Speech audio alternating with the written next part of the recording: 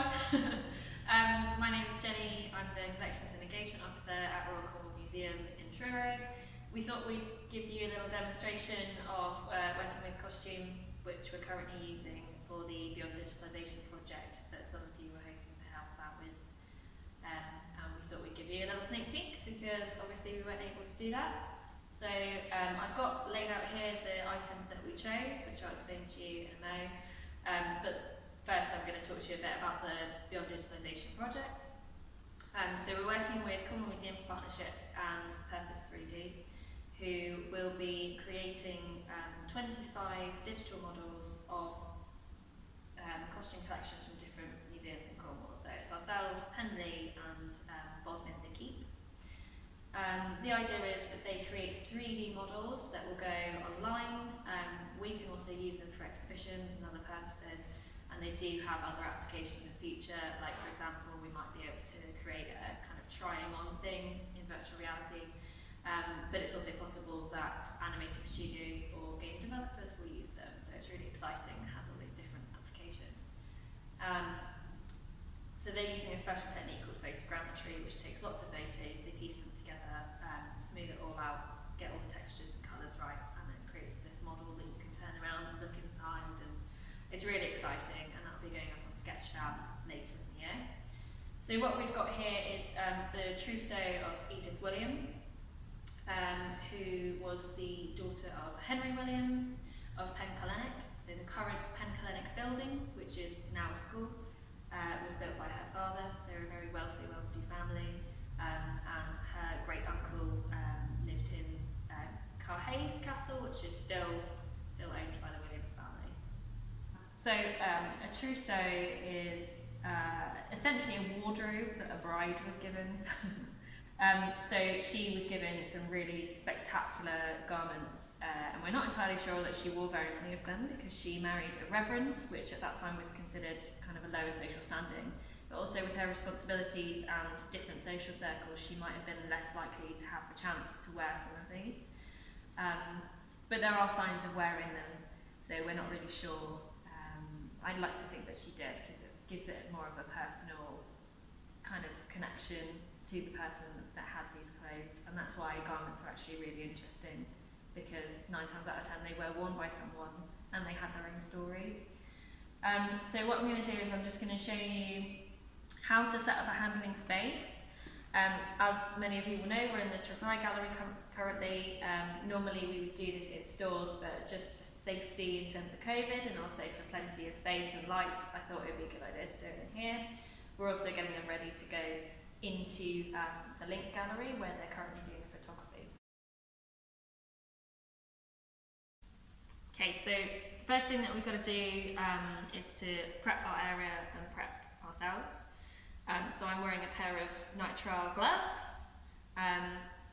We have these in many sizes and we have them all over the building, so if you're ever handling objects, just let us know and we can tell you where the nearest pair of gloves is. Next thing is to make sure you've got a nice stable flat surface.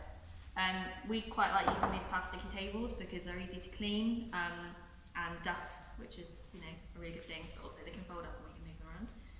So I'm using as a base this Polyzote foam. It's just an inert pH neutral foam that adds like a nice padding on the hard surface. And then I've got acid-free tissue, which again, we've got loads of both of these, we're swimming in them. So we just make sure that we prep the space so that we're causing the least amount of strain and the least amount of chance of contamination. So I'm just going to lay these in the middle. And then the acid-free tissue. I'm wearing gloves to do this because otherwise the oils on your hands will end up going onto the tissue and then you've sort of made the whole thing pointless. So we're just trying to protect the objects as much as possible, and we do this with pretty much any object that we handle, not just costume. So I've also tied my hair up and removed the jewellery on my hands. Although I'm wearing gloves, they still create a hard surface underneath. And obviously if you're not wearing gloves for any reason, you kind of need to take them off so that you're not causing any catch points. Same as any kind of dangling earrings or jewellery. If you're wearing a necklace, it should go underneath if you can't take it off. And earrings, if they've not got a back on them, or if the kind of hanging parts are quite loose, they need to come out and then stored somewhere away from the objects.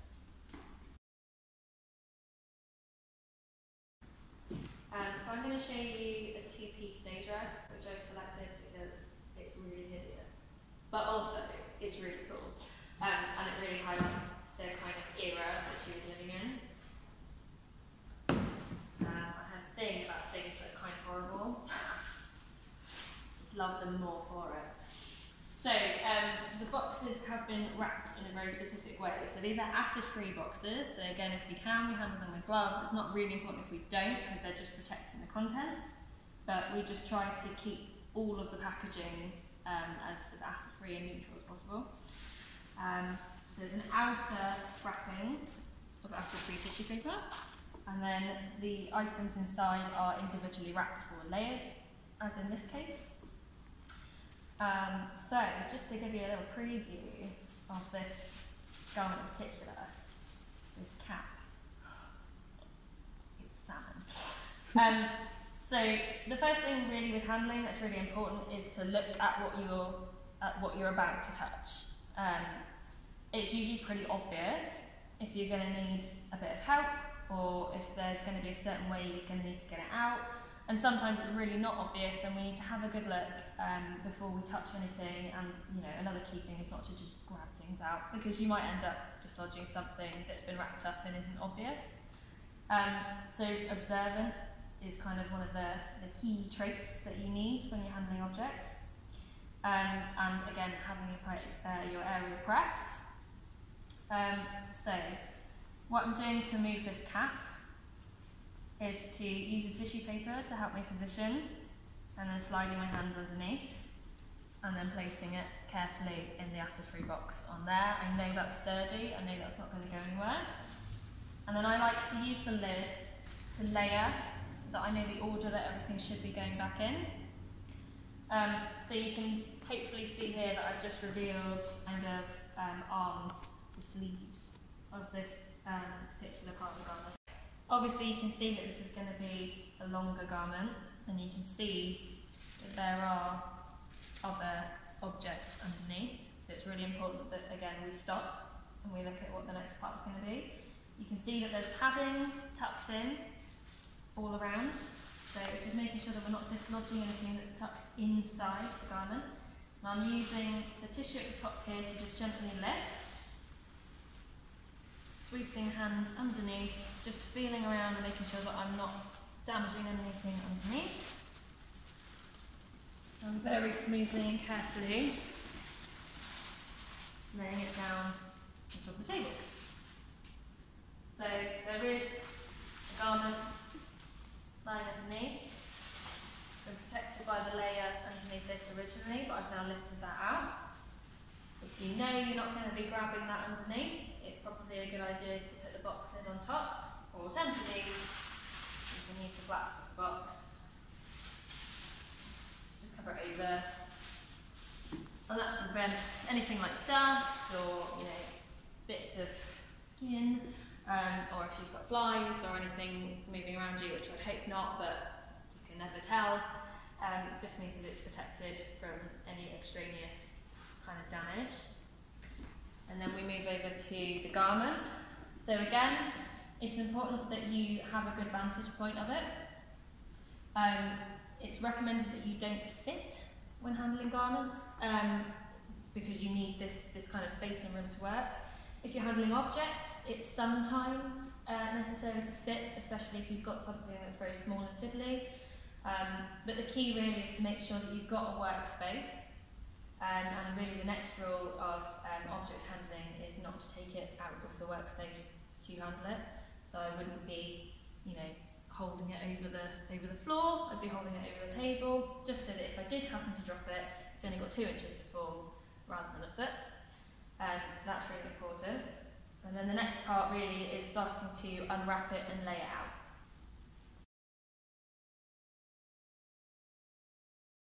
The first thing that we can see here is that we've got a very fragile, gauzy fabric, which is overlaying the salmon silk underneath.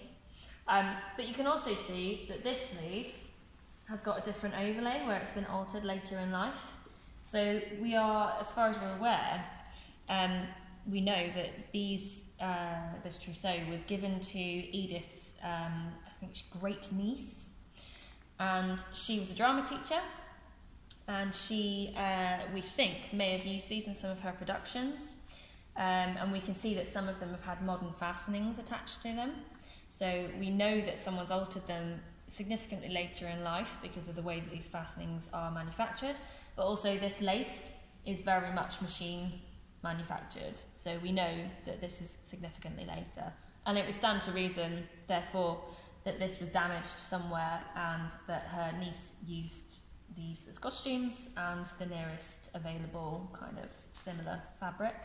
Even so, we still treat it with the same care as we do the original, and if anything it just adds to the story of the costume, which is just really, really nice to see the physical evidence of. So the first thing I'm going to do is just slide my hands gently underneath and support it and pop it down. So these were packed quite a long time ago. There was a project to repack, but ideally you want to be repackaging objects semi-regularly, 5 to 10 years, because that's when your acid-free tissue starts to lose its neutral kind of status. As a result, I'm opening these up, and I have seen that a lot of them need repackaging, and that's fine. We've identified it, and that's what we're going to do. So there's been tissue inserted up the sleeves here, which would have been quite puffy and allowed the sleeves to maintain their shape. But that's flattened down with time, so we're going to want to replace that. Also, some of this tissue is quite harsh. You can hear it kind of crumples a lot. And it's a bit harder than I would personally like, especially when it's being held up against this gauze. So I'm going to remove that piece of paper and just pop it up there. It's in more or less the right shape. I'm going to reuse it. Once it's been put on the model, that's when I'm going to repack all of this. So I've just put it up there, and I can see the order that it would have come out. I've lifted the sleeve to the side. Next thing is to look at what we've got here. So you can see that the alteration comes all the way up here, where they've tried to make it match this side. And you can see when I'm handling the gauze that I'm very, very careful with it. I'm not pulling it in any particular way. I'm just lifting it to see how it's attached and if it might have any other attachments that I can't see. So next thing, just slide my hand underneath here. I can see that there are 2 fastenings. One has got this plasticky black coating, so I know this one's quite modern. And this one here looks like it might be a replacement as well. So, sliding my hand underneath, very carefully, supporting as much as I can and trying not to put it on the bare skin of my arm as well. Lifting it over and gently laying it on top of the sleeve there. And I'm going to try and keep this part of the exercise as short as possible because I don't really want to be laying this out like that. But for the purpose of looking to see how my fastenings are doing, I need to be able to lift it over. So we can see here there's some damage on the interior. So I'm just being very careful, having seen these tears, not to stress them too much. Lifting up just to look in the sleeves. Is there any damage to the underarm here that might cause a problem when putting it on the model? No, that looks to be okay. Lifting this side up, you can see that I've got the eyes here for the hooks. We might choose not to use those. We might instead choose to fasten it to the mannequin differently.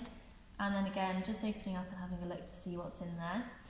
When this goes on the model, obviously, it will have the arm slotted through. So we want to make sure that we know what we're going to be slotting it through. Is it going to catch anything? Are there any holes in this undersilk here? Are we going to end up tearing the garment by, putting an arm through it? So it's just things like that that we're looking out for.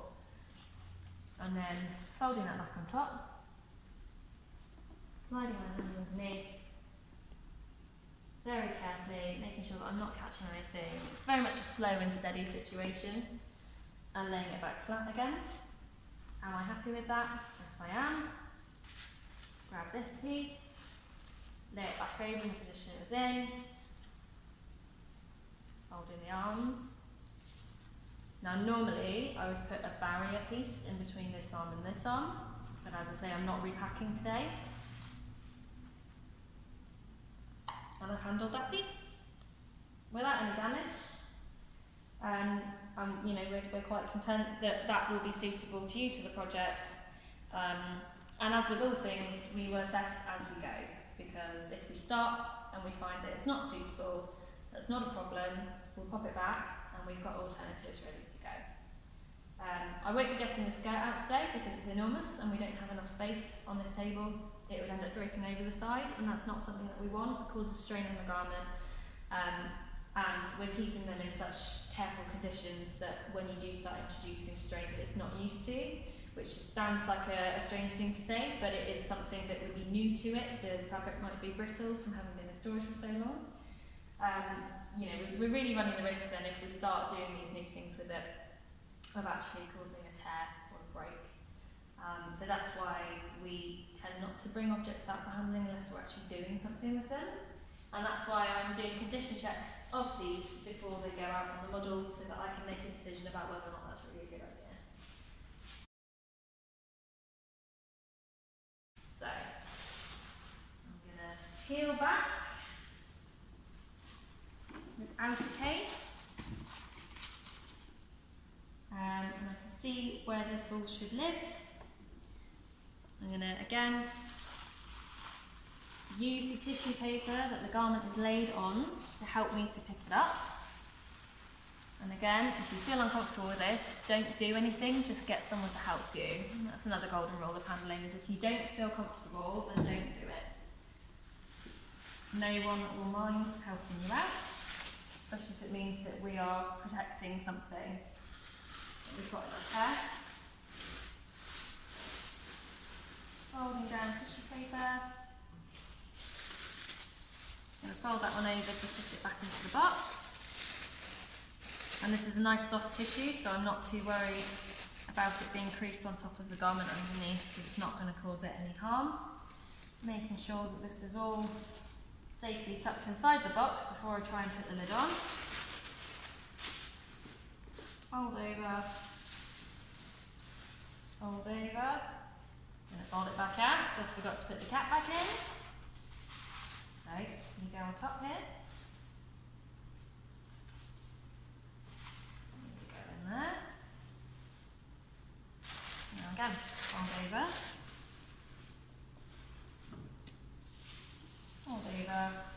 And you can see that actually there's not a great deal of room in these boxes. They're not ideal. They're not perfect. You know, we are aware of that. It's quite tricky when you've got an old institution like this, where there's been hundreds of years of collecting, because you end up with not much room in storage, not much room to work, and you also end up trying to repackage things in a way that's better for the object and finding that you actually run out of room. So again, it's something that we've got on our radar, we know that we need to do. At the moment this is stable, it's not ideal, but it is stable. And that, you know, that's the main thing really, is stability with these things. So there's a bit of positive pressure on the box lid. Things will kind of settle, and then you'll be able to push the lid down a little bit more, but you don't need to put too much pressure on it.